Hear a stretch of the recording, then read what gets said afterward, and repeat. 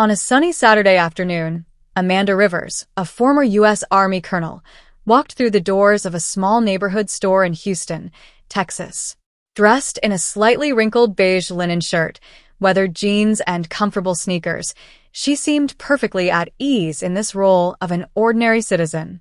Nothing in her discreet appearance suggested that she had commanded hundreds of soldiers in war fields, nor that she still bore the invisible scars of the battles she had fought.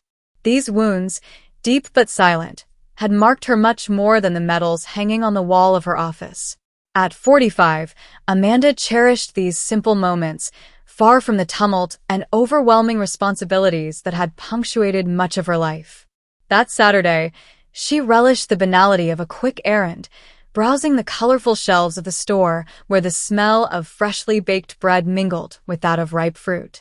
She lingered in front of the shelves, absently observing the garishly colored boxes, letting her thoughts wander. She appreciated these moments when no one looked at her as a hero or an authority figure, but simply as an ordinary woman, melted into anonymity. As she walked down an aisle to grab a box of cereal, a sharp noise interrupted her moment of peace. A bag of chips had just been casually tossed onto the ground, followed by a bottle of water that rolled gently to his feet. Amanda looked down and watched the bottle come to rest against the toe of her shoe. She picked it up instinctively, her precise movements testifying to her past where every detail mattered. Looking up, she saw a young man in a security uniform. He was already turning on his heel, indifferent to the mess he had just left behind him. His careless, almost arrogant attitude struck Amanda. She stood still for a moment, observing the scene, her eyebrows furrowed slightly. This blatant lack of discipline and respect awakened in her a part of her leadership instinct, a reflex forged by years of imposing rigor and correcting inappropriate behavior. She took a deep breath, assessing the situation. His face, at first impassive, now reflected quiet determination. Amanda was not one to look the other way or let what she saw as a blatant lack of responsibility slide. This type of behavior, as banal as it was, represented for her the symptom of an attitude that she could not tolerate, that of indifference to the consequences of her actions. With a measured but confident step, Amanda advanced towards the young man. She adjusted the collar of her shirt slightly, an unconscious gesture that spoke to her habit of maintaining a certain control over her appearance, even in the most informal situations. Arriving at him, she stopped at a respectful distance but close enough to be heard clearly. "Excuse me, young man," she said in a firm but non-aggressive voice. "You have dropped something. Maybe you should pick it up?" The security guard, a young man in his 20s whose badge read Travis, stopped abruptly. He turned around slowly, surprise briefly appearing on his face, before a smirk took hold. He looked Amanda up and down, as if assessing whether this casually dressed woman deserved any attention. And then, he replied dryly, "It's not my job to play housekeeper." An awkward silence settled in the aisle, interrupted only by the murmur of customers who discreetly observed the scene. Some seemed fascinated by the confrontation unfolding before their eyes. Others looked away, uncomfortable. Amanda felt the weight of the eyes turning towards her, but it didn't shake her. She had faced far worse in her life than the insolence of an arrogant young man. "You wear a uniform that symbolizes security and order," she replied calmly, her measured tone betraying perfect control of the situation. "Picking up what you dropped is not a trivial task. It's a matter of respect for others and for yourself." Travis burst into loud, almost theatrical laughter, deliberately trying to get more of the customer's attention.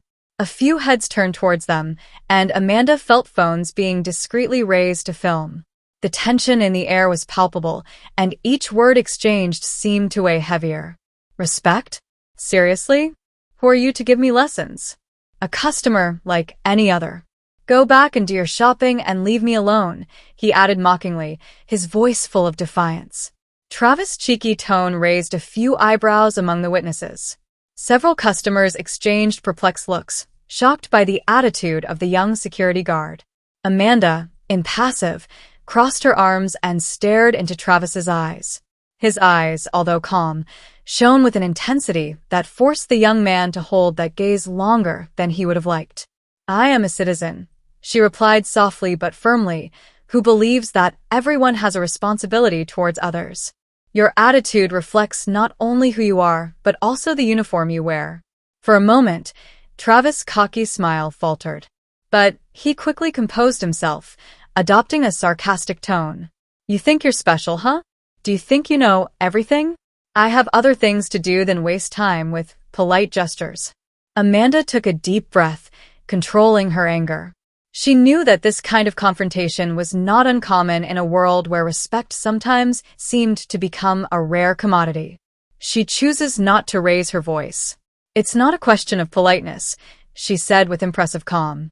It is a question of dignity and exemplarity. Around them, the crowd had thickened. The curious people whispered among themselves, and the weight of the silence became almost deafening.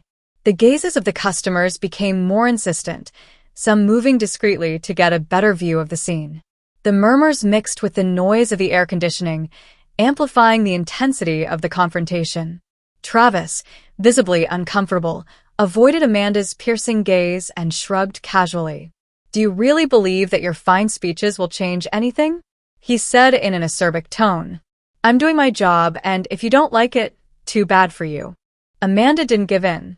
She knew that behind arrogance often hid insecurity. Staring at Travis with disarming serenity, she replied, You are right about one thing. I cannot change your behavior. But I can remind you that every choice you make, even the smallest one, defines the person you are. An even heavier silence fell over the store. The whispers suddenly stopped, as if time had stood still. Travis, taken aback, seemed to hesitate. His eyes flooded Amanda's, desperately searching for an escape. The insistent looks of the customers, the faces turned towards him, made him feel even more trapped. He cast a furtive glance around him, noting the interested, even admiring, expressions of those watching. Amanda's imposing stature, her unfailing calm, seemed to suffocate her. At that moment, the entire room was tense like a thread. Amanda's voice, soft but firm, rose again, cutting Travis' hesitation short. Every gesture counts, young man, every word, every action. You choose what you want to be in the eyes of others. Travis, visibly shaken, looked down. A shiver of humiliation passed through him, but his ego, still broken, refused to be completely dominated. With a grunt, he finally crouched down and reluctantly picked up the bag of chips and the bottle of water, his eyes glued to the floor. A wave of spontaneous applause ran through the assembly. The customers, some of whom had remained silent until then, could not help but salute Amanda's courage and dignity. The applause, discreet but sincere, resonated softly in the air saturated with tension.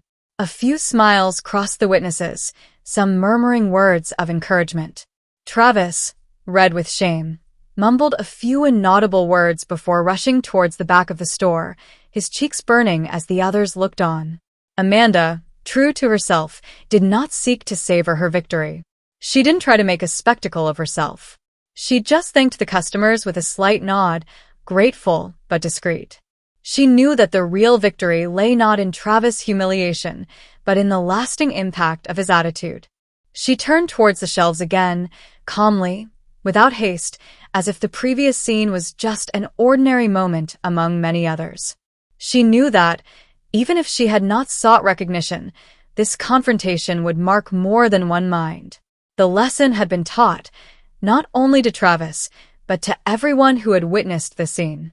This sunny Saturday afternoon in Houston, Amanda Rivers did not simply respond to the arrogance of a security guard. She reminded everyone who witnessed this scene that respect, responsibility, and integrity were values that transcend uniforms, statuses, or generations. A lesson that, however reluctantly, Travis would probably not forget. And in a few years, he would undoubtedly remember Amanda's look, the force of her words, and perhaps, quite simply, the feeling of having become a man again, even for a moment, by choosing respect instead. Then arrogance.